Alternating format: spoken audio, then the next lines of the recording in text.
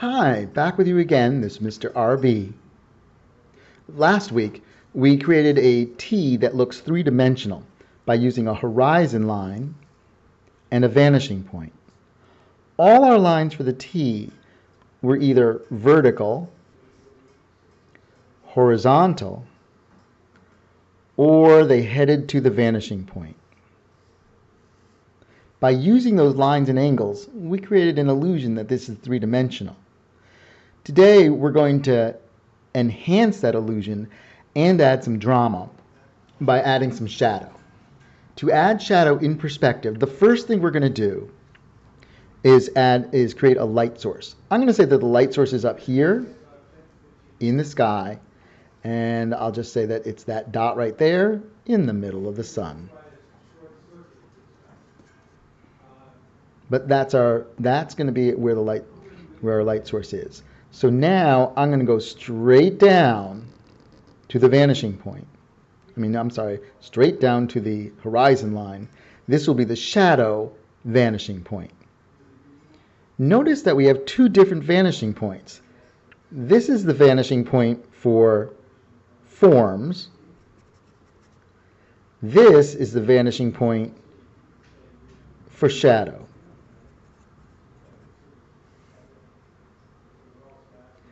All the shadows will follow in this direction.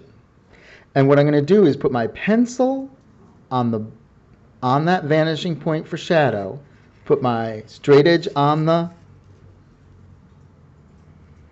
pencil, and pivot my straight edge until it touches the bottom corner of my T, of which there are two. I'm going to move my pencil down here, and I'm going to draw that line that goes to the left.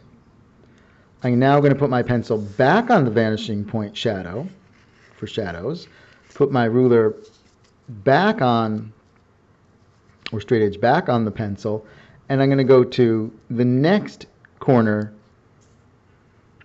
at the bottom of my T, at the base of my T. Finally, I'm going to go to my third corner that I can see, which is right over here. I'm going to put my pencil on the vanishing point for shadow, my straight edge on the pencil, pivot my straight edge until it touches that third dot, and connect that third dot. I'm just going to run it right off the page for now. What I'm saying is all of this is going to be shadow. Now, the lower the light source is, the longer the shadows are. And there are ways to calculate exactly how long they are. I don't want to get into that today because I feel like this is plenty to do and you're going to be taking on plenty. And if this starts to feel comfortable, then we can always start thinking about calculating the length of shadows. We do know, though, that the lower the light source, for instance, late in the afternoon, the longer the shadows get. And the higher the light source, for instance at noon, the shorter the shadows. My light source seems to be somewhat low, so my shadows will be long. I kind of like that because I think it adds extra drama. If I wanted to get the shadow of not only the trunk of the T, but the crossbar at the top, I could just create that, and I'm just going to estimate. I'm just going to add a little bit of, this is a horizontal on the bar, so I'm going to add a little horizontal over here.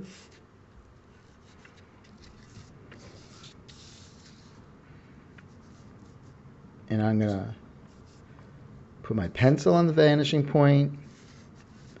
I'm going to line my ruler up with the pencil and then with that bottom corner of the cross piece of the T.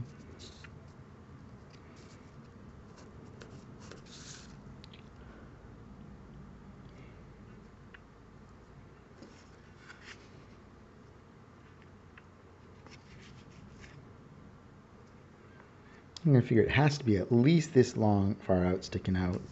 I think it probably was going to look better if I add a little extra, but I don't know.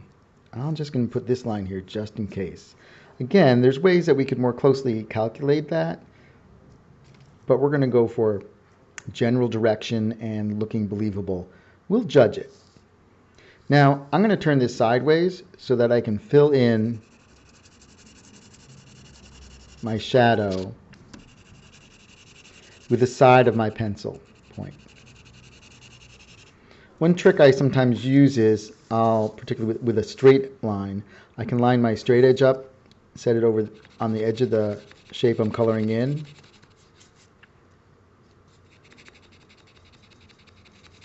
And it'll prevent me from going over the edge into the area that needs to stay free of pencil. The darker my shadows get, the brighter my light will seem. I'm going to start with just the little bit of shadow that it looked like that I measured. I can always add more if I feel like I really need to. If I don't like what I do, I can also always erase.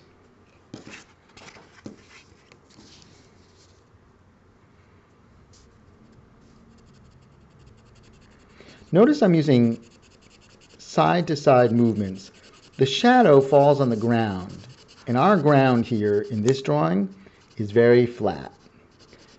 Flat marks will describe a flat surface.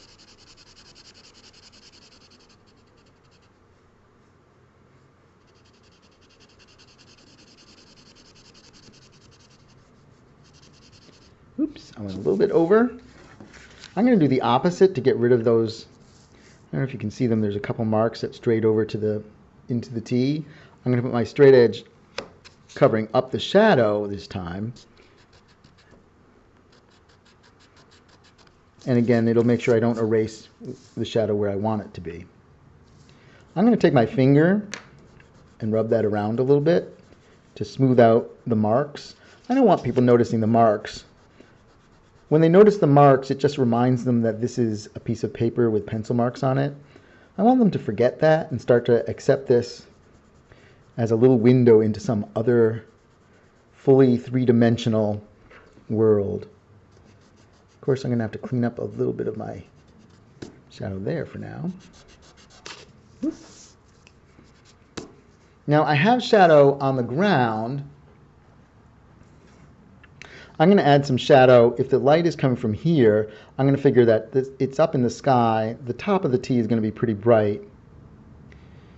This side will be somewhat dark, so I'm going to add some shadow there.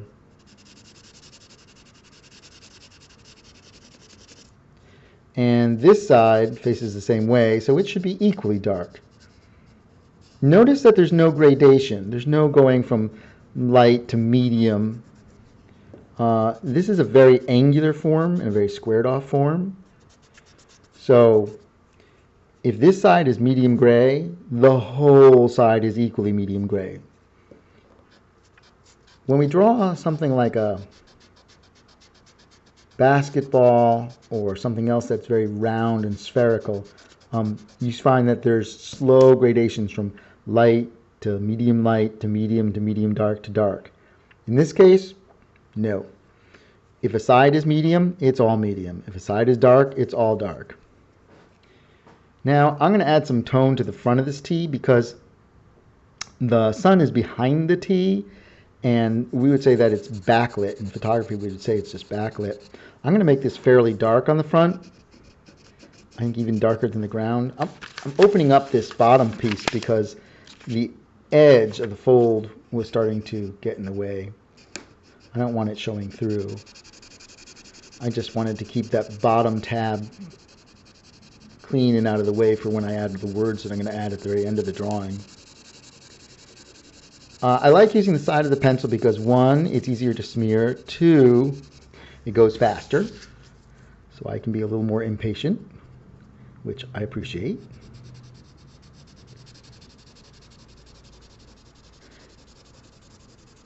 I can go more than one direction to help fill in all those little white peekaboos. I do want to be careful going along the edge. I'm not using my straight edge to block the color from going on to the ground. I need to make sure that the tone in the shadow on the ground is different than the tone in the shadow on the face of the T. I need to make sure that each side, each piece has its own, each direction has its own tone. I'm going to use this again because my lines are getting a little bit messy. If they're too similar, I can always adjust one or the other by making it either darker or lighter. But I do need to make sure that I maintain some distinction, and probably clear distinction, between the darkest side, the medium side, and the lightest side. If I don't do that, my brain will get confused and the illusion gets ruined. Again, we're just creating illusion, so if we're going to have people suspend disbelief, we need to help them believe.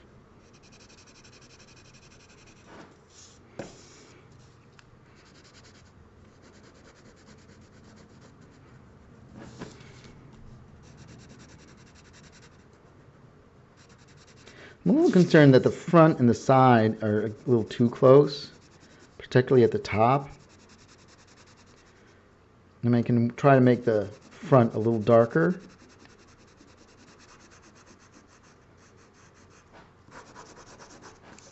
But I can also just lighten up the side a bit.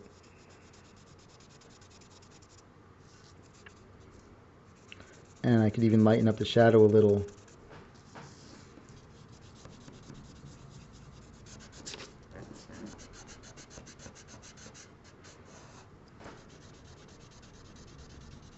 Next time we're going to finish up by adding narrative details, details that add to the story. Remember, my idea was I wish I had a taco tree. Right now, no one would know that from this. They would see a letter T drawn, hopefully kind of nicely, in one-point perspective, but there's nothing to help communicate what my ideas or concerns or interests are beyond I want to draw the letter T. So next time I'll show you how I'm going to add some details and make those also seem very three-dimensionally believable. Till next time, I'll see you then.